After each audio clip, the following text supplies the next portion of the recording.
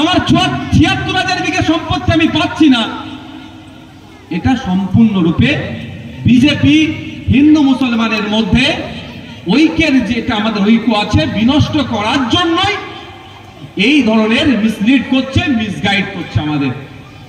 তাহলে একটা জিনিস আপনাদের ক্লিয়ার হলো, আজকের পর থেকে যদি কেউ এই ধরনের কথা বলে, ওয়াকফ বোর্ড যেখানে দাঁড়ালে সেটাই নাকি ওয়াকফের হয়ে যাবে, তখন বলবেন তাই তোর কথাটাই ভাই বিশ্বাস করে নিলাম, তুই আগে আমার ৭৬,০০০ বিঘেটাকে উদ্ধার করে দে, তারপরে নাহলে তোর কথাটা আমি শুনবো। হবে তো ভাই? দ্বিতীয় হচ্ছে বিজেপি যে মিথ্যাচার করে, যে ওয়াকফ ট্রাইব্যুনাল নাকি ফাইনাল অথরিটি, ও নাকি যে অর্ডারটা দেবে সুপ্রিম কোর্টও কিছু করতে পারবে না, রাষ্ট্রপতিও কিছু করতে পারবে না, প্রধানমন্ত্রী তো দূরের কথা। ৫৬ কি ১৬ যদি ফেতে দিয়ে মাপার সময় হতো একবার মেপে অন্তত দেখতাম। ৫৬ করছে তো। দেখ, প্রধানমন্ত্রী, রাষ্ট্রপতি, সুপ্রিম কোর্টও নাকি কিছু পারবে না, যেটা ওয়াকফ ট্রাইব্যুনাল অর্ডার দিয়ে দেবে। মানে একটা জায়গা নিয়ে বিতর্ক হচ্ছে, রাজা বলছে আমার, নওশাদ সিদ্দিকী বলছে আমার, ওয়াকফ বোর্ড বলছে আমার। এক্ষেত্রে ওয়াকফ বোর্ড যদি রাম কাকার বলে দেয় এটা রাম কাকার, তাহলে প্রধানমন্ত্রীও পারবে না, আর অন্য কোনো বিচার হবে না, রাম কাকারই হয়ে গেল। ওয়াকফ বোর্ড, ওয়াকফ ট্রাইব্যুনাল যদি বলে দেয় ওয়াকফ বোর্ডেরই হয়ে গেল, আমি আর চ্যালেঞ্জ করতে নাকি পারবো না, বা আমার নামে যদি করে দেয় অন্য কেউ নাকি চ্যালেঞ্জ করতে পারবে না। সম্পূর্ণ এটা অসত্য কথা। কারণ এখানে আইনের বিশেষজ্ঞ আছেন, যারা আইন নিয়ে দীর্ঘদিন ধরে আলোচনা করছেন, নাড়াহাটা করছেন। এই আইনের বিশেষজ্ঞদেরকে জিজ্ঞাসা করুন। সংবিধানের আর্টিকেল 226-এ বলা হয়েছে, ট্রাইব্যুনালের কোন অর্ডার যদি, সহজ ভাষায় আমি বলতে, আইনের ভাষায় বলছি না, আপনার পছন্দ না হলে আপনি চলে যেতে পারেন হায়ার কোর্টে, হাইকোর্ট অথবা সুপ্রিম কোর্টে। তাহলে এই ক্ষেত্রে ওয়াকফ ট্রাইব্যুনালকে যারা মিথ্যাচার করছে, ওয়াকফ ট্রাইব্যুনাল নাকি ফাইনাল অথরিটি, এটা নাকি হাইয়েস্ট অথরিটি, এটা নাকি লাস্ট অথরিটি, এটা সম্পূর্ণরূপে মিথ্যা কথা বলছে। এবার আসা যাক, আমরা এই আইনের বিরোধিতা কেন করছি, শুনবেন তো নাকি ভাই? যদি বলেন শুনবো না, আমি বেঁচে যাবো আজকে। তার আগে তাহলে আর একটা কথা বলি।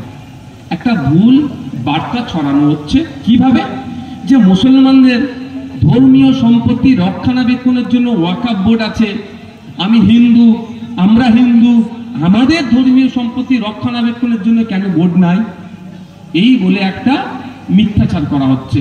এটা ১০০% মিথ্যা কথা। আমরা এটা উত্তর ২৪ পরগনা, উত্তর ২৪ পরগনা একটু এগিয়ে গেলে কোথায় পড়বে ওটা? দেগঙ্গা বিখ্যাত যে মন্দির আছে, চাকলা মন্দির।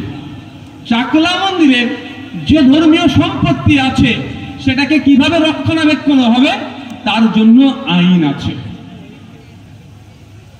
সারা ভারতবর্ষের ওয়াকফ সম্পত্তি কিভাবে রক্ষণাবেক্ষণ হবে, অর্থাৎ মাদ্রাসা, মসজিদ, ঈদগাহ, মাকবারা, যা কিছু আছে মুসলিম ধর্মীয় সম্পত্তি রক্ষণাবেক্ষণের জন্য একটাই আইন, সেটা হচ্ছে ওয়াকফ অ্যাক্ট।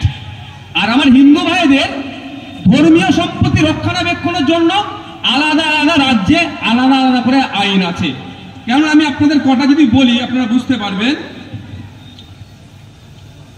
আমাদের বিখ্যাত মন্দিরের মধ্যে একটা মন্দির কাশী বৈশ্বনাথ মন্দির আছে, জানেন তো, উত্তরপ্রদেশে। সেই মন্দিরের সম্পত্তি রক্ষণাবেক্ষণ কিভাবে হবে, কারা পরিচালনা করবে, কারা থাকবে কমিটির মধ্যে, তার জন্য আপনার ১৯৮৩ সালে আইন তৈরি হয়েছে। হেড টাইটেলটা ছিল the Uttar Pradesh Shri Kashi Vishwanath temple act.